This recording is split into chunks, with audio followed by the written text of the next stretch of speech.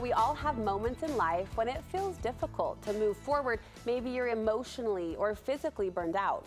Well, my next guest says he's been there too, and it's in those times he's discovered the life lessons that have kept him going when he felt like quitting. Relationship contributor Dr. Matt Townsend is here to share. I am all ears because we do all fit into this category at one point or another, right? This doesn't go away. This is the purpose of life. Is this exhaustion, and then the figuring out the balancing of it, and then just to keep going. That's the purpose. And even when we have some of the answers, like I know my purpose, or I know what, it still doesn't get you out of bed some days. No, it's so hard. So all hard. right, so when life feels heavy, you say we should bring what we have. Just bring what you have. If all you've got today is 12%, bring your 12% to the family. Just bring it, offer it. It might seem measly to you, but bring it. I have a neighbor who's a gardener, and every once in a while, he'll just bring me what he's got. And he'll bring me a squash, and he'll bring me cucumbers, and he'll bring me tomatoes. He'll bring me what he's got. And I kind of have found that I don't have a lot, but I'll just bring what I've got. So if I can be funny in a moment that there needs humor, I'll just bring that. Sometimes I'll bring good ideas. Sometimes I'll bring energy to get something done. I have family that just bring their hands and their back and they just work. So whatever you got, just bring it and just bring whatever little you can offer, just so you're acting, because the action itself makes you feel good. The motion and the momentum. Exactly. Isn't that a great self-pep talk? I'm going to bring what I have, whatever it is. Whatever it is. You want us to do the action that scares us the very most. Why? Usually the one that is the scariest thing that you have to do is the thing that is most needed.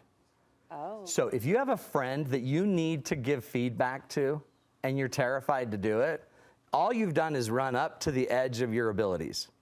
Now let's just take on the fear. It's just a sign that you don't know what you're doing.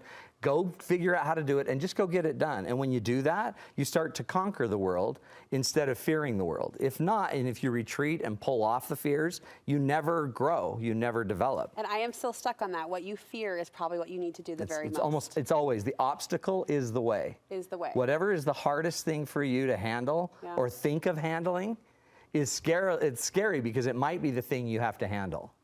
So just figure out a way on how you'd handle it. The neat thing too is, by the way, if you just handled it, after you've nobody thought they could handle some of the biggest trials they faced, but after every one of them just handled it. And if you ask them how they did it, they're like, I just had to do it. And so if we just get in and do what we have to do, life amazingly works out and we grow. Whether it be a moment of fear or a lack of motivation, it's so tempting to cave to distractions. Right? Like that could be a phone scroll, that could be, I mean, we all numb out in different ways. And this is honestly one of the most important things I'm battling is you can't create the life you want by distracting yourself from the life you have. So if you want, say that again. Okay, you can't create the life you want, this idyllic life, by distracting yourself from the life you have. Yes, sir. So like I'll go death scrolling and I'll be like 50 feet deep into a death spiral, thinking I'm just saving really good quotes and I'm finding really good things so that then I can somehow implement them in my life. But amazingly, it would be better if I just quit doing that and went and wrote my Studio 5 segment. Because just writing that, acting on it immediately, gives me the growth and the development I need. It gives me more. So if you're distracting yourself to death, it's a sign you're trying to avoid life, and whatever you avoid imprisons you. So if you're avoiding your marriage, you're in prison. If you're avoiding telling your kids and disciplining your kids, you're in prison. If you're avoiding whatever you avoid and distract yourself to death on is the thing that's imprisoning you. And so that, by the way, becomes the obstacle that you need to go attack. But when you frame it like that, when you describe it like that, I feel ready to attack. Like I feel ready to reclaim, this is my life. That's human nature. That's the essence, that's that. We'll talk about divine spark. Your divine spark's ready to take all this on. But our mind is like, not so sure. Human mind. 2 arrows are worse than 1? This is so cool. Being hit by 1 arrow is painful, but being hit by 2 is worse. So that's actually a Buddhist thought. That's deep. The Buddhist thought that says anytime an event happens to you in life, that's the first arrow. Flies by you, hits you, physically might cause you pain. The second arrow is the emotional event. And that always trails the physical event. The car accident, then you have the trauma of having to replace your car and the insurance company and all of that. Don't let the second arrow of all the emotion that comes because of what happens to us in life, don't let it wound us, because we have control over the second arrow. Once I know the first arrow hit me, I ought to start looking for arrows. And then I could see them coming and find ways to manage my emotion, to not go wallowing, to not spin, Yes. to not think bad. So watch for the second arrow. And otherwise, you're always going to take the 2 hits instead of 1 hit. Okay. You're always going to take hits. Okay. 2 hits isn't required. Let's talk more about that divine spark that you mentioned, because you believe in moments where we lack motivation, where we lack focus, where we lack drive, the answer's in you. Yeah. This is basically Ralph Waldo Emerson, Henry Thoreau, these guys that believe deep inside of every human being is this divinity, is a divine spark. Some would call it spirit, some would call it essence, some would call it soul, whatever it is. They know that that spark's inside of people. So if that spark is inside of us, then how could I abuse you? How could I use you? How could I not make the best of the life I have because the divine spark inside of me wants to fly, right?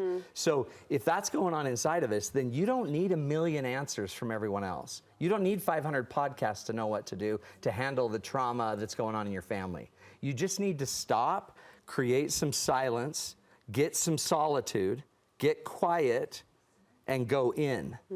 And in might be up, in might be out to the bigger spirit or the greater peace or whatever you've got in life. But shush, slow down, take a breath, and then see what your essence has to teach you. And then just whatever it prompts you to do, then take that as the obstacle you've got to go do. Let's go take that on, and then we'll go take that on. I love that. I appreciate this boost, all of them. Matt, thank you so much. Thank you. All right, what I hope people also have are tickets to your Valentine's date night. It's happening. This is going to kill. This is going to be one of the best I think we've ever done because I'm on fuego and I have got some serious learning I've been doing.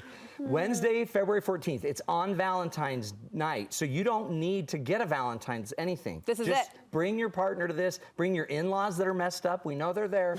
It's 7 to 9 at Murray High School. If you go to matttownsend.com, go in live events, you can use a coupon code, Christmas10. Yes. You get 10% off, and you can get your tickets now. Get them for your friends. That could be your Christmas present, your neighbor present. I love it. Get them passed out. Bring a whole group of your friends, and we're going to learn how to love. We're going to learn how to love on the day of love. On the day of love. I love love. that you're giving us something to do on Valentine's Day. Yeah, you don't need to worry about it. Don't wait at Olive Garden. No, and we're not going to waste. We're not going to waste money and stuff on silly things. We're going to build what matters. That's right, exactly. MattTownsend.com. Click live events and get your seat. We'll be there, and we hope you will too. Thanks, Matt. Thanks, Brooke.